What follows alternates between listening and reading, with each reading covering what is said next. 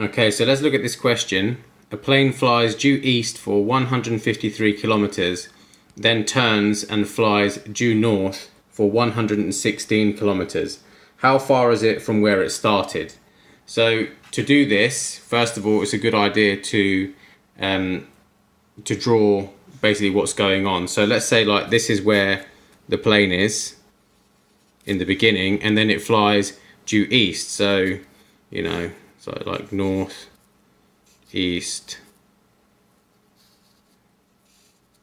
south, and then west. So it's going that way for 153 kilometers. So we can just draw that, and then 153.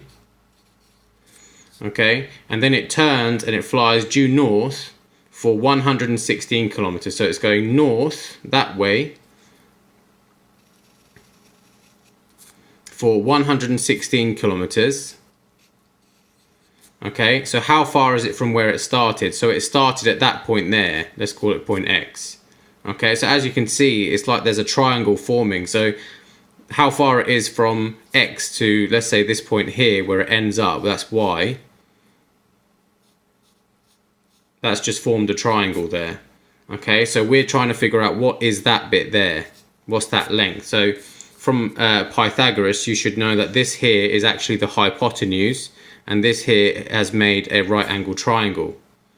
Okay, so by making a drawing, you can find out a little bit more. You can see more about the question, and at this point, it should be quite simple. So to do Pythagoras, we do side A squared plus side B squared, and that should equal this one here squared as well. So 153 squared plus 116 squared.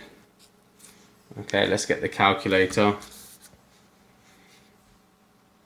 So it's 153 squared plus 116 squared.